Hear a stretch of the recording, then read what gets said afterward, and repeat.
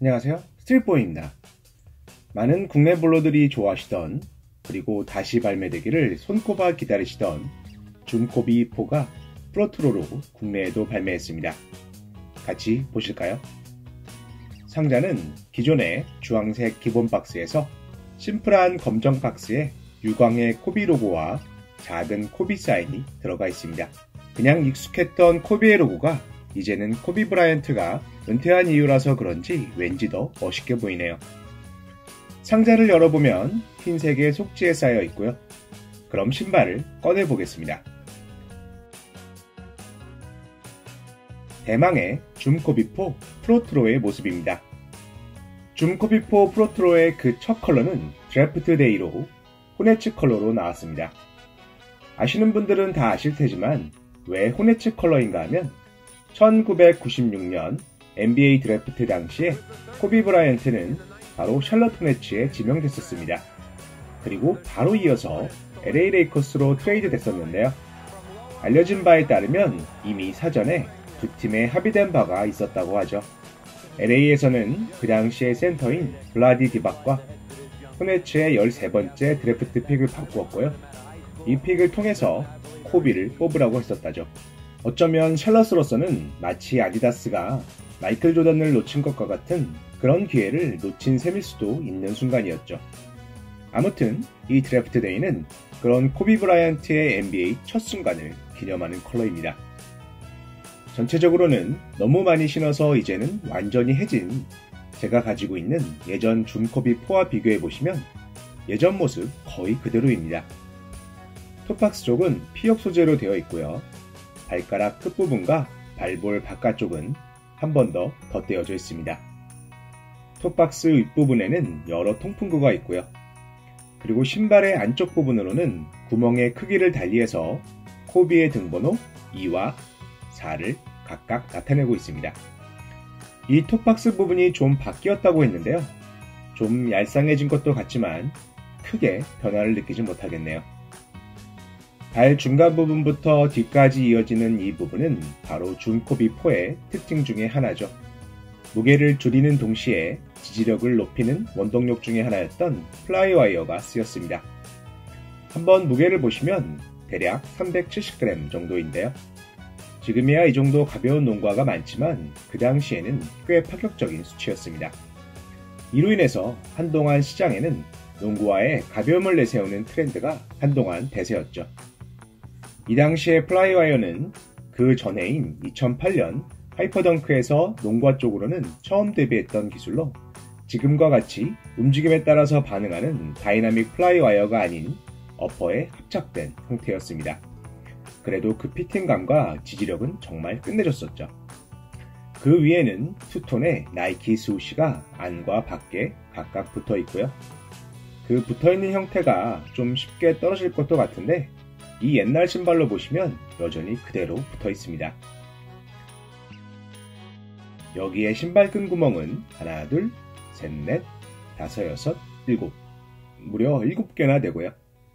설포 분리형으로 설포의 끝에는 코비의 로고가 들어가 있습니다. 그리고 이 농구화는 로우컷입니다. 뭐 지금이야 별거 아닌 듯 하지만 당시에는 정말 획기적이었습니다. 물론 이 코비4가 시장에 나온 첫 번째 로우컷 농구화는 아니었지만 코비 시리즈의 첫 로우컷 농구화였고 또 농구화 치고도 발목이 꽤나 낮게 나왔었죠. 그래서 당시에 발목 걱정을 하던 사람들에게 코비 브라이언트가 축구화를 예로 들면서 더 낮은 축구화를 신고 뛰는데도 발목 부상을 더 쉽게 입지는 않는다 라고 말했었죠. 그래서 꽤나 파격적이었던 이 로우컷의 줌코비4는 의외로 엄청난 성능을 보여줬기 때문에 그 이후로 많은 볼러들이 로우컷을 찾게 만든 그 장본인입니다. 발목 부분에는 복숭아뼈 아래를 두르는 폼이 쭉 배치되어 있고요. 당시에 신었었던 기억으로는 힐슬립도 전혀 없었던 것 같네요. 뒤꿈치 쪽을 보시면 1996년 드래프트 데이였던 6월 26일 96년이 쓰여 있고요. 그 아래엔 코비의 등번호 24가 적혀져 있습니다. 그리고 외부에 위치한 힐 카운터가 있죠. 분해된 예전 코비4로 보시면 미드솔에 붙어서 이런 식으로 구성되어 있습니다. 그리고 이 뒤꿈치 부분이 바로 이번 프로트로에서 바뀐 부분 중 하나인데요. 같이 비교해 보시면 조금 더 뒤꿈치 쪽이 얄쌍해진 것 같죠? 인솔은 보라색의 벌집 문양과 함께 96년 6월 26일이 쓰여져 있고요. 미드솔의 앞쪽엔 아웃솔이 올라와 붙어 있으면서 사이드 지지를 도움과 동시에 길게 아웃트리거를 구성하고 있습니다. 개인적으로는 이 코비4 이후에 아웃트리거를 정말 선호하게 되었죠.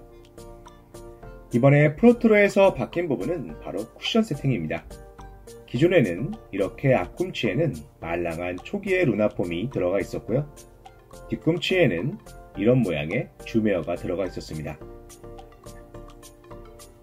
하지만 이번 프로트로에서는 루나가 빠지고 전장 줌웨어로 바뀌었습니다. 기존의 쿠션 체감도 꽤 좋았었는데요. 이번엔 과연 또 어떤 즐거움을 줄지 꽤 기대됩니다. 아웃솔 패턴은 다방향성의 헤링본 패턴과 함께 폼이 들어가 있고요. 기존에 비해서 그 아웃솔 패턴이 넓어졌다고 하는데 겉보기에는 크게 체감은 안되네요. 발 중간에는 뒤틀림 방지와 동시에 발을 구를 때 보다 탄성을 주게끔 만들어져 있는 카본의 지지대가 여전히 들어가 있습니다. 신발을 신어보면 사이즈는 예전처럼 역시나 꽤 타이트합니다. 발가락 쪽의 높이와 너비를 포함한 톱박스 전체는 여전히 꽤나 타이트하고요. 어떤 면에서는 예전보다도 조금 더 타이트한 느낌인데요. 그래도 예전 기억으로는 신다 보면 점차 길이 들면서 편해졌으며 크게 아프거나 불편하지는 않았었습니다. 발등도 낮긴 하지만 이는 소프트한 설포 부분이라서 괜찮은 편이었고요. 그래도 발볼이 많이 넓으신 분들은 필수적으로 반업은 해야 할 것 같습니다. 그럼 이것으로 줌코비4 프로토를 보셨는데요. 저는 열심히 신어보고 착화 리뷰로 뵙도록 하겠습니다. 시청해주셔서 감사합니다.